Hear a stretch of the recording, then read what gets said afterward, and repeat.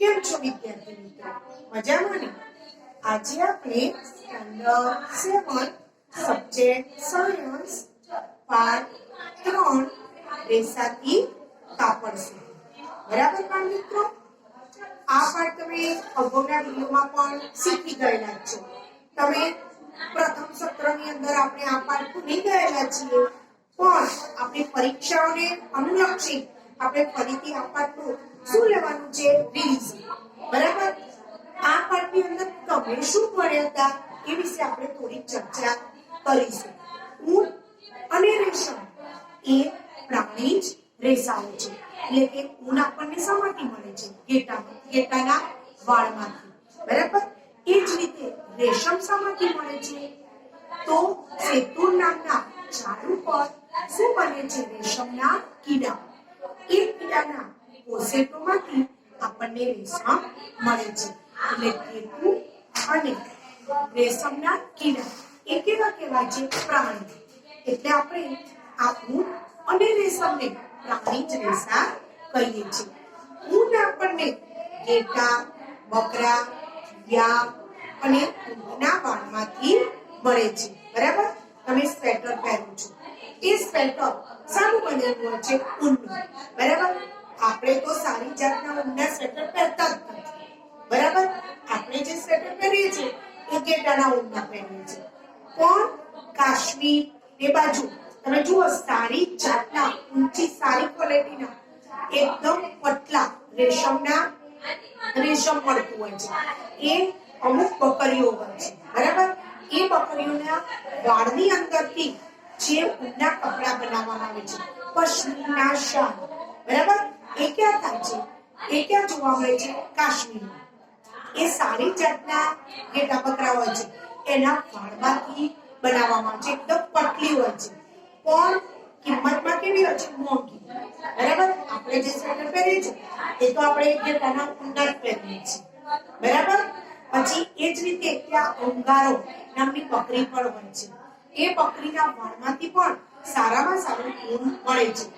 એ બકરીના ઉછેર માટે એમને એ પ્રકારનો ખોરાક પણ આપવામાં આવે છે. બરાબર?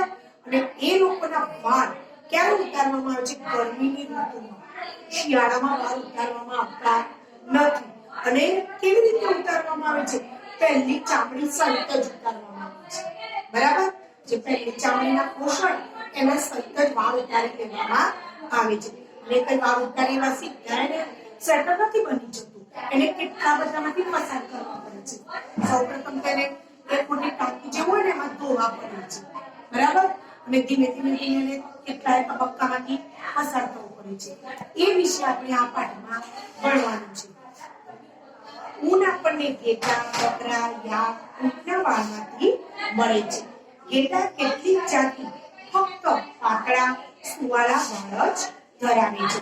સુવાળા વાળ ધરાવતા ઘેટાઓના ઉત્પાદન કરવા માટે પિતૃ પસંદગીની પ્રક્રિયાને પ્રસંગલક્ષી પ્રજનન કહે છે. આવા ઘેટાઓની પસંદગી માટે કોની પસંદગી કરવામાં આવે છે? પિતૃ પસંદગી.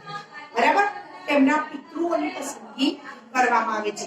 તિબેટ અને લડાખ, બરાબર, આ બધા ઊંચાઈ ઉપર આવેલા સ્થળ છે. ત્યાં ઠંડી કેવી પડે છે? વધારે પડતી. આ તિબેટ અને લડાખના પ્રદેશમાં યાક નામનું પ્રાણી જેનું ઊન મેળવવામાં આવે છે. જમ્મુ અને કાશ્મીરમાં પહાડી પ્રદેશોમાં અંગારો બકરી. બરાબર? જમ્મુ કાશ્મીરમાં કઈ બકરી છે? અંગારો. એ બકરીમાંથી અંગારો ઊન મળે છે. કાશ્મીરી બકરીઓ વડે મળતું ઊન કેવું હોય છે? સુવાળું. કેવું હોય છે? સુવાળું એટલે એકદમ લીસું. બરાબર? એની અંદરથી પશ્મિના શાલ બનાવવામાં આવે છે. દક્ષિણ અમેરિકામાં લામા અને આલ્પાકા પ્રાણીઓના ઊન મળે છે. ઘેટાઓની ભારતીય પ્રજાતિઓ લોહી, રામપુર દુશિયાર, નાલી, બાખરવાડ, મારવાડી અને પાટણવાડી છે. હવે આ રેસાને ઊનમાં રૂપાંતરિત કરવા એને 6 સોપાનમાંથી પસાર થવું પડે છે. એ જો 6 સોપાન કયા? કાતરણી, પછી ઘસવાની પ્રક્રિયા, વર્ગીકરણની પ્રક્રિયા, ફરી ઘસવાની પ્રક્રિયા અને સુકવણી, રંગવાની પ્રક્રિયા અને છેલ્લે કાતવાની પ્રક્રિયા. આ બધી જ પ્રક્રિયામાંથી પસાર થયા પછી ઊન તૈયાર થાય છે. રેશમના કીડાઓ રેશમના રેસાઓનું નિર્માણ કરે છે. રેશમ પ્રાપ્ત કરવા માટે રેશમના કીડાઓના ઉછેર કરવો તેને શું કહેવામાં આવે છે? સેરીકલ્ચર. શું કહેવામાં આવે છે? સેરીકલ્ચર. રેશમના કીડાની 4 અવસ્થાઓ છે. પહેલી કઈ છે? ઈંડુ. બરાબર. પહેલું કોઈ પણ વસ્તુ પહેલા શું હોય? ઈંડામાં. બરાબર. તમે જુઓ મરઘીનું બચ્ચું ઉત્પન્ન થાય એ શામાંથી ઉત્પન્ન થાય છે? ઈંડામાં. પહેલું તો શું હોય છે? ઈંડુ. એ ઈંડુ પરિપક્વ થાય એટલે ફૂટી જાય. એમાંથી બચ્ચું શું આવે છે? બહાર. તો ઈંડુ પછી શું આવે છે? ડીમ એટલે કે ઈયળ, પછી પ્યુપા અને છેલ્લે રેશમનું પતંગ. બરાબર. રેશમનો કીડો કોની ઉપર વૃદ્ધિ પામે છે? શેતૂરના વૃક્ષ ઉપર વૃદ્ધિ પામી તેના જીવન ચક્રની ત્યાર પછીની અવસ્થામાં આવે છે, જેને કોશિક અવસ્થા અથવા તો પ્યુપા કહે છે. શું કહે છે? કોશિક અવસ્થા અથવા તો પ્યુપા. તે પોતાની આસપાસ જાળું રચે છે. ત્યારબાદ પોતાના માતાને ધૂણાવે છે. તે અંગ્રેજી આ. બરાબર. અંગ્રેજી મૂળાક્ષર છે. કયો? અંગ્રેજી આપણે આ પાડીએ છીએ એવા મૂળાક્ષરમાં એક છેડાથી બીજા છેડા સુધી જોડાય છે. તે દરમિયાન કેટરપિલર એટલે કે રેશમનો કીડો પ્રોટીનના બનેલા ટાંકણાઓનો સ્ત્રાવ કરે છે, જે હવાના સંપર્કમાં આવતા સખત રેશમનો તાર બને છે. બરાબર. રેશમનો તાર તમે જુઓ સૌથી મોંઘામાં મોંઘું શું હોય છે? રેશમ. બરાબર. રેશમની કણસાઈઓ તો એટલી બધી પાતળી ને એટલી બધી નાની હોય છે એક નાના ખોખામાં પણ સમાઈ જાય છે. બરાબર. એટલી પતલી હોય છે. જેટલું પતલું એટલું મોંઘું પણ હોય છે. તમે રેશમની સાડીઓ લેવા જાઓ પ્યોર સિલ્કની. બરાબર. તો 10,000, 50,000, 60,000 ત્યાં સુધીની પણ સાડીઓ મળે છે. તો આ રેશમ ના તારનો ઉપયોગ શાના માટે થાય છે? વસ્ત્રો બનાવવા માટે. રેશમના કીડા ઘણા પ્રકાર છે. તે મુજબ રેશમના તારના ગુણધર્મો જુદા જુદા હોય છે. Tussar silk, muga silk, kosa silk, એડી સિલ્ક. તમે બજારમાં દુકાનમાં સાડીઓ લેવા જાઓ છો તો જુદા જુદા સિલ્કની સાડીઓ બતાવે છે. ટસર સિલ્કની, મુગા સિલ્કની. બરાબર. પછી કોસા સિલ્કની, એડી સિલ્કની. હવે જુદા જુદા પ્રકારના રેશમના કીડાઓને રેશમના તાર વડે મેળવાય છે. આથી સામાન્ય રેશમનો કીડો એ મલબેરી રેશમના કીડો જે રેશમના કીડાઓનું પાલન અને ઉછેર એ ભારતનો અતિ પ્રાચીન વ્યવસાય છે. આ રેશમના કીડાઓને ઉછેરવો એ ભારતનો ખૂબ જ જૂનો શું છે? વ્યવસાય છે. બરાબર. વેપારી ધોરણમાં ભારતમાં બહોળા પ્રમાણમાં રેશમનું ઉત્પાદન થાય છે. બરાબર. વેપારી ધોરણમાં ઘણું બધું આવા રેશમનું ઉત્પાદન થાય છે. આપણે આ પાઠમાં આ બધું શીખ્યા. બરાબર. કે રેશમના કીડાની 4 અવસ્થા પણ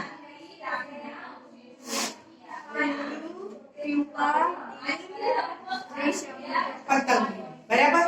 હવે તમે જોયું કે રેસામાંથી ઊનમાં રૂપાંતર કરવાની 6 પ્રક્રિયાઓ પણ 6 સોપાન. કયા 6 સોપાનમાંથી પસાર થવું પડે?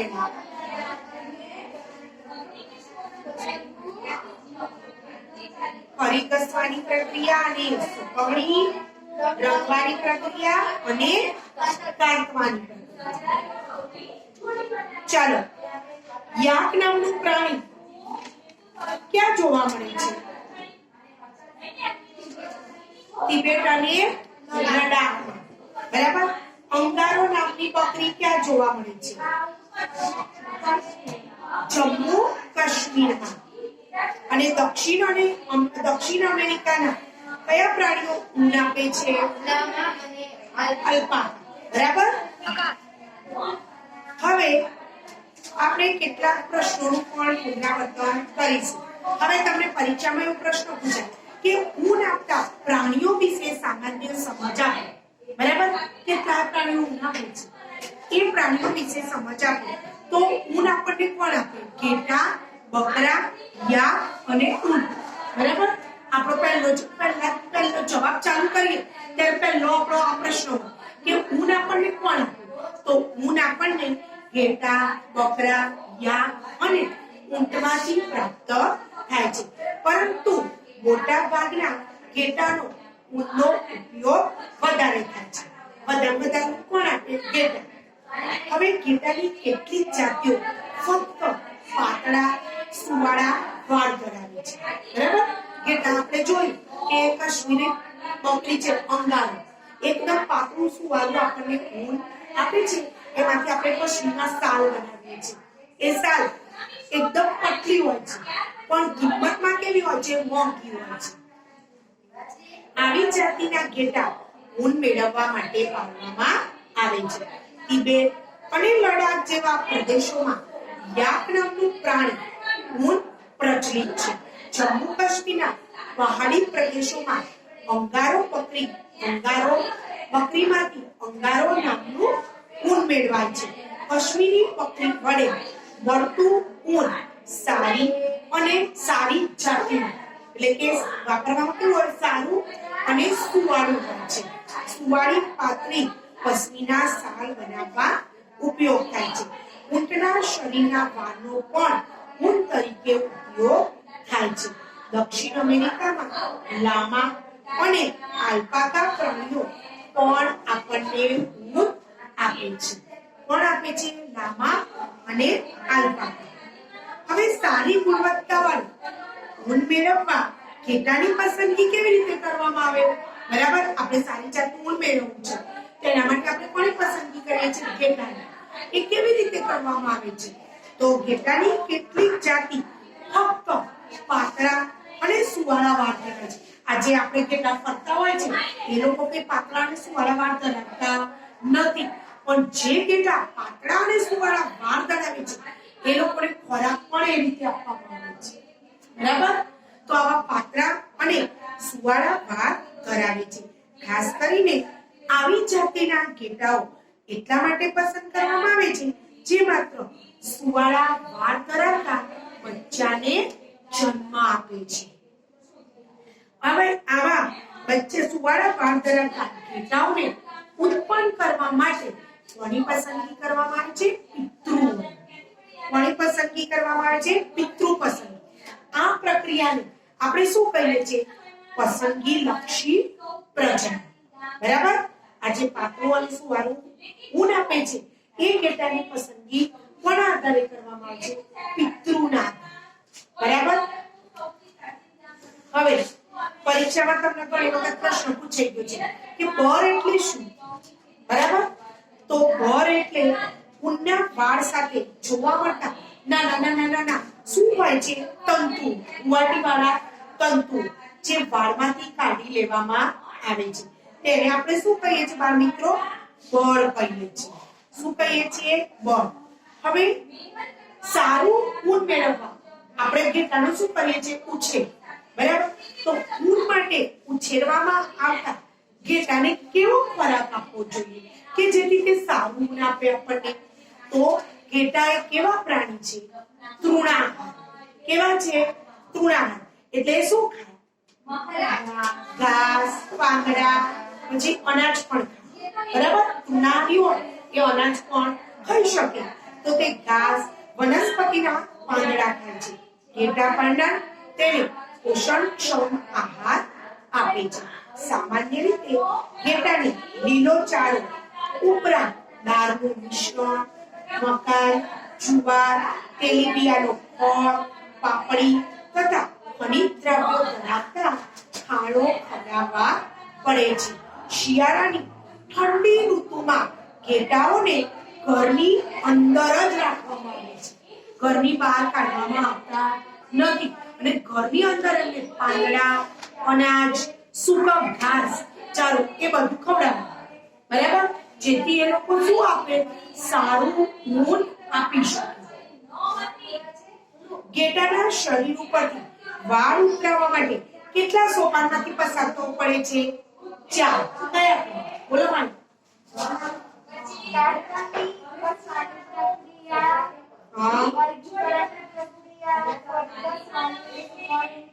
આની પ્રક્રિયા અને કાંતવાની પ્રક્રિયા. હવે આપણે ઘેટા ઉપર ઊન તો આવી જ છે, બરાબર, ઊન તો છે. હવે એ ઊનને આપણે ઉતારવા કઈ પ્રક્રિયા કરીએ છીએ, બરાબર? ઘેટા ઉપર ઊન તો આવે જ છે, પણ એ કઈ એને ઉતારવું તો પડે જ, તો જ આપણે એને સ્વેટર કે બધું ગરમ વસ્તુ બનાવી શકીએ. તો ઘેટાના શરીર ઉપર પાતળી જે પહેલી ચામડી હોય છે, એ ચામડી સહિત ઉવાટી સહિત વાળ ઉતારી લેવામાં આવે છે. આ પ્રક્રિયાને શું કહેવામાં આવે છે? ઊન ઉતારવાની ક્રિયા. કાતરણી માટે વાળ કાપવા માટે જે મશીનનો ઉપયોગ કરે છે, એ જ મશીનથી ઘેટાના વાળ ઉતારી લેવામાં આવે છે. કેવી ચામડી સહિત? પહેલી ચામડી સહિત, બરાબર. સામાન્ય રીતે ક્યારે ઉતારવામાં આવે? ગરમીની ઋતુમાં, બરાબર. ગરમીની ઋતુમાં ઘેટાના વાળ કાપવામાં આવે છે. વાળ કાપવાથી ઘેટાને ઈજા થતી નથી. જેમ કે વાળંદ હોય છે એ દાઢી કરે છે, બરાબર. તો એ દાઢી કરે છે ત્યારે શું કરે છે? પહેલી ચામડી હોય એ સહિત જ વાળ ઉતારે છે, એટલે આપણને તકલીફ પડતી નથી. તમે ઘણી વખતે લોકો વાળ ઉતરા મુંડન કરાવતા હોય, એટલે કે વાળ બધા જ ઉતરે છે, ત્યારે પેલો વાળંદ શું કરે? એની પહેલી ચામડી હોય ને એકદમ પતલી, એની સહિત જ વાળ ઉતારે. એવું જ ઘેટામાં પણ કરવામાં આવે છે, એટલે ઘેટાને ઈજા થતી નથી. એ જ રીતે રેશમના કીડા કેવી રીતે રેશમનો તાર તૈયાર કરે છે? તો રેશમનો કીડો વૃદ્ધિ પામી તેના જીવન ચક્રની ત્યાર પછીની અવસ્થામાં આવે છે. તેને પોષિત અવસ્થા કઈ છે? પ્યુપા, બરાબર. તે પોતાની આસપાસ જાળ રચે છે, તેને પકડી રાખવામાં મદદરૂપ થાય છે. ત્યારબાદ પોતાના માથાને અંગ્રેજી 8 આકારમાં એક છેડાથી બીજા છેડા સુધી લઈ જાય છે. આ દરમિયાન કેટરપિલર શું કરે? પ્રોટીનના બનેલા તાતણાઓનો સ્ત્રાવ કરે અને હવાના સંપર્કમાં આવતા સખત રેશમનો તાર બને છે. હવે રેશમના કીડાની જીવન ચક્રની અવસ્થા કઈ? પહેલું શું હોય? ઈંડો, પછી ડીમ, પછી કોસેટો એટલે પ્યુપા, અને પછી કોસેટો, અને છેલ્લે પતંગ. ચલો, ઊન મેળવવા ઘેટાના વાળની કટાઈ ગરમ ઋતુમાં કરવામાં આવે છે. શા માટે? કારણ બોલો. કોણ બોલશે? બોલ માઈ. ઊન મેળવવા ઘેટાના વાળની કટાઈ કારણ કે શિયાળા દરમિયાન ઘેટાઓ અને ઠંડી સામે રક્ષણ મેળવવા માટે તેમના વાળ મદદરૂપ થાય છે, અને ઉનાળામાં તેમને ગરમી લાગે એટલે કરવામાં આવે છે. ઘેટાના વાળ ઠંડી ઋતુમાં એમને શું આપે છે? ઊંઘ, બરાબર. આપણે સરકસના ઉઠવા માટે પહેરીએ છીએ, આપણા શરીરને શું મળી રહે? ગરમી. તો શિયાળામાં એ લોકો શું મળી રહે? ઊંઘ, બરાબર. અને ઠંડી ઋતુમાં ઘેટાના વાળની કટાઈ કરવામાં આવે ત્યારે ઠંડીથી રક્ષણ પણ મળી શકે નહીં, અને ઉનાળામાં એને કઈ ઠંડીથી રક્ષણ મેળવવાનું હોતું નથી, એટલે આપણે એને ઉનાળામાં ઘેટાના વાળની કટાઈ કરવામાં આવે છે. હવે રેશમના તાર મેળવવા રેશમના કોસેટોને ઉકળતા પાણીમાં નાખવામાં કેમ આવે છે? બરાબર. તો રેશમના કીડા છે એ કેટરપિલર પોતાની જાતે રેશમના તાર વડે ઢાંકી દે છે. હવે વીંટાયેલા તારમાંથી કોસેટો બને છે. કોસેટો પ્યુપાનો વિકાસ કરે છે. છેવટે રેશમના તાર કાપી પતંગિયું બહાર નીકળે છે. આમ રેશમના તાર કપાઈ જાય છે. આથી પ્યુપામાંથી પતંગિયું બને તે પહેલા તેને ઉકળતા પાણીમાં નાખી કોસેટો રેશમના તાર મેળવી લેવામાં આવે છે. આપણે પાઠમાં વાર્તા પણ સમજી ગયા. તો પેલા રાણી હતા એ સેતુના વૃક્ષ નીચે બેઠા, બરાબર. તો ઉપરથી શું પડ્યું? ગરમ ચા નીચે હતી, એની અંદર પેલું કોસેટો પડ્યું. તે કોસેટો ગરમ ચા પડવાથી શું થઈ ગયું? ખુલી ગયું, એટલે અંદરથી શું નીકળી ગઈ? ઈયળ, બરાબર.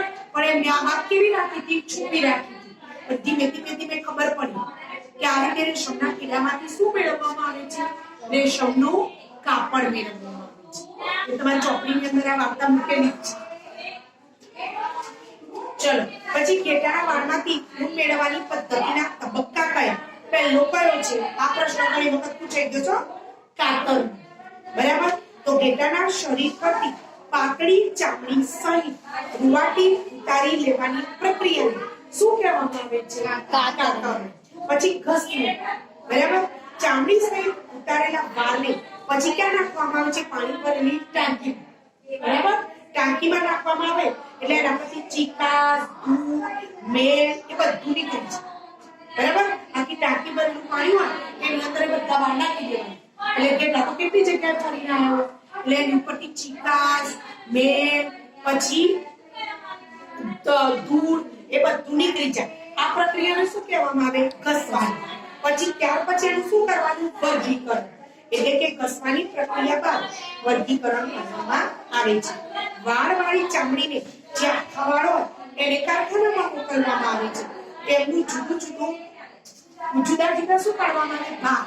આખા વાળ, ટૂંકા વાળ, નાના વાળ એ રીતે જુદું જુદું એનું શું કરવામાં આવે? વાળનું વર્ગીકરણ કરવામાં આવે.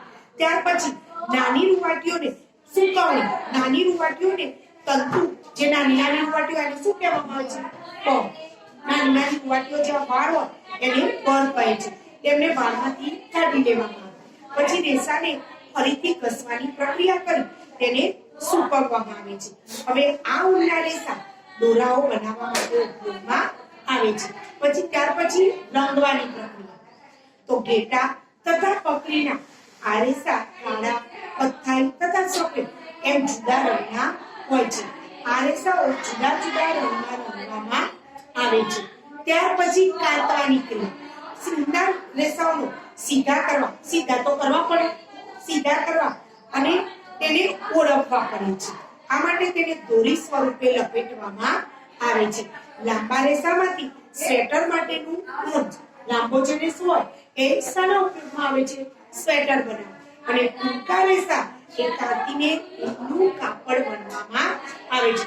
ચોપડીમાં તમને વર્ગીકરણના આ વિવિધ સોપાનો પણ ચિત્ર દ્વારા રજૂ કરેલા છે. બરાબર. એ જ રીતે રેશમના કીડાનું પણ જીવન ચક્ર છે.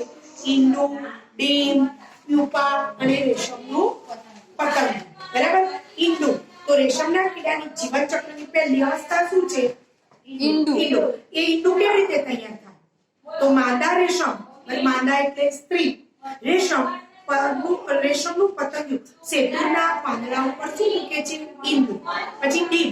ઈંડું સેવાય અને ડીમની બહાર આવે છે. એ સેતુના પાંદડા ખાય અને શું બને? મોટું બને. એ પાંદડા ખાય એટલે મોટું બને. 25-30 દિવસ સુધી પાંદડા પછી ખાવાનું શું કરી દે? બંધ કરી દે છે. પછી પ્યુપા. સુપુર્દ કેટરપિલર હવે ત્રીજી અવસ્થામાં આવે છે. ત્યારે અંગ્રેજી માથા ઉપર 8 અંગ્રેજી મૂળાક્ષર અંગ્રેજી 8 આકારનો એક છેડાથી બીજા છેડા સુધી જોડાય.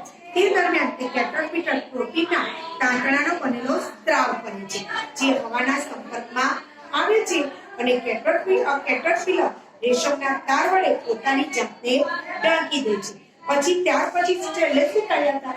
રેશમનું પતંગ. પ્યુપા હવે પછીનો વિકાસ આ કોસેટોમાં થાય છે. કોસેટોમાં પ્યુપા વિકસી રેશમના પતંગિયા સ્વરૂપે તે તોડીને બહાર આવી જાય છે અને રેશમનું પતંગિયું તૈયાર થાય છે. ચલો હવે આપણે કેટલાક વિકલ્પોનું સોલ્યુશન કરીએ. કયું પ્રાણી નું ઊન તિબેટ અને લદ્દાખમાં પ્રચલિત છે? બોલો. ચલો ક્યાંના પહાડી ક્ષેત્રોમાંથી મળતી અંગારો બકરીમાંથી ઊન મળે છે? બોલ વેદિકા. દક્ષિણ અમેરિકામાં કયા પ્રાણીમાંથી ઊન પ્રાપ્ત થાય છે? બોલો. ઊનના રેશા શાના બનેલા છે? કાર્બોદિત, ચરબી, પ્રોટીન કસારી પ્રોટીન. રેશમના પતંગિયાના જીવન ચક્રમાં ઈંડા પછીની અવસ્થા કઈ છે? ડીમ. ચલો રેશમ મેળવવા માટે રેશમના કીડાને ઉછેરવાના ઉદ્યોગને શું કહે છે? સેરીકલ્ચર. સેરીકલ્ચર. નીચેમાંથી કયા રેશા બળે ત્યારે વાળ બળતા હોય તેવી વાસ આવે છે? ઊન. કસબ એ શાની જાત છે? બોલો. રેશમના તાર કાઢ્યા પછી તેમાંથી દોરો કે પાત્રા બનેલા તાર બનાવવાની પ્રક્રિયાને શું કહે છે? રીલિંગ પ્રક્રિયા. કેવી કહે છે? રીલિંગ પ્રક્રિયા. બરાબર. ચલો, રેશમના પતંગિયાના જીવન ચક્રની કઈ અવસ્થા રેશમના તાર મેળવવા માટે અગત્યની છે? પોસ્ટેટો. રેશમના કીડાનો ખોરાક શું છે? શેતુરના પાન. રેશમના ઉદ્યોગની પ્રથમ શરૂઆત કયા દેશમાં થઈ? જાનવી જવાબ આપ. રેશમના ઉદ્યોગની પ્રથમ શરૂઆત કયા દેશમાં થઈ? જવાબ આપ તું જાનવી. બોલ ગોપી. ચીન. ચીન. રેશમના કીડાના ઉછેર અને સંવર્ધનને શું કહે છે? કુદરતી રેશમને વાળવાથી કેવી વાસ આવે છે? બોલ માઈ. ચલો, શેતુનું વૈજ્ઞાનિક નામ શું છે? બોલો ગોપી. મોરસ આલ્બા. આલ્બા. ભારતમાં કયા પ્રાણીઓના શરીર પર ના વાળમાંથી ઊન મેળવવામાં આવે છે? કયા પ્રાણીઓના શરીર ઉપરથી ઊન મેળવવામાં આવે છે? બોલ જાનવી. ભારતમાં ઘેટાં, બકરા, ઊંટ, ગાય, વગેરેના વાળમાંથી ઊન મેળવવામાં આવે છે. ચલો, ઘેટાની ભારતીય જાતિના 3 નામ આપો. પ્રજાતિના 3 નામ. કઈ કઈ પ્રજાતિ છે? બોલો ભાઈ. લોહી, ભારતવાડ અને પાટણવાડ. રેશમના કીડાના જીવન ચક્રની અવસ્થા જણાવો. જીવન ચક્રની અવસ્થા બોલો. રેશમના કીડાની જીવનચક્રની અવસ્થા ચાર છે. એક ઈંડું, બે પુપા, 3 ડીમ અને 4 ડિસેમ્બર. સરસ. ઊન આપતા પ્રાણીઓના શરીર પરના ઘટવાનું કાર્ય શું છે? ઘટવાનું બોલો બેબી. ગરમી સામે રક્ષણ આપે છે અને ઠંડીથી બચાવે છે. સરસ. કાશ્મીરી બકરીઓ વડે મળતું ઊન સામાન્ય રીતે શા માટે વપરાય છે? બોલો બેબી. કાશ્મીરી બકરી સામાન્ય રીતે પશ્મિની શાલ બનાવવા માટે વપરાય છે. ઘેટાઓના શરીર ઉપરથી તેની પાતળી ચામડી સહિત રૂવાટીને ઉતારી લેવા છતાં તેમને કેમ ઈજા થતી નથી? બોલો ગોપી. ઘેટાઓના શરીર પરથી તેની પાતળી ચામડી સહિત રૂવાટીને સૌથી ઉપરનું સ્તર મૃત કોષોનું બનેલું હોવાથી તેને ઉતારી લેવાથી તેમને ઈજા થતી નથી. એટલા માટે જ પહેલા પટકી લેવામાં આવે છે. તો ઉપર કેવું હોય છે? મૃત કોષોનું બને. એટલે એ સહિત ઉતારી લેવાથી એમને કઈ અસર થતી નથી. પર શું છે? પર એટલે શું? હમણાં મેં સમજાય. બોલ. તેના વાળ સાથે એક નાના મુદ્દાના તંતુઓ હોય છે. જેને વાળમાંથી કાઢી લેવામાં આવે છે ત્યારે ચલો, રેશમનો દોરો કેવી રીતે બનાવવામાં આવે છે? રેશમનો દોરો. રેશમનો દોરો બોલ. રેશમના કોષોમાંથી રેશમના તારને જુદા પાડીને લપેટીને રેશમના દોરા બનાવવામાં આવે છે. સરસ. ચલો, કાળો કોટો. ઊન એ ઉષ્માનું શું ભાગ છે માઈ?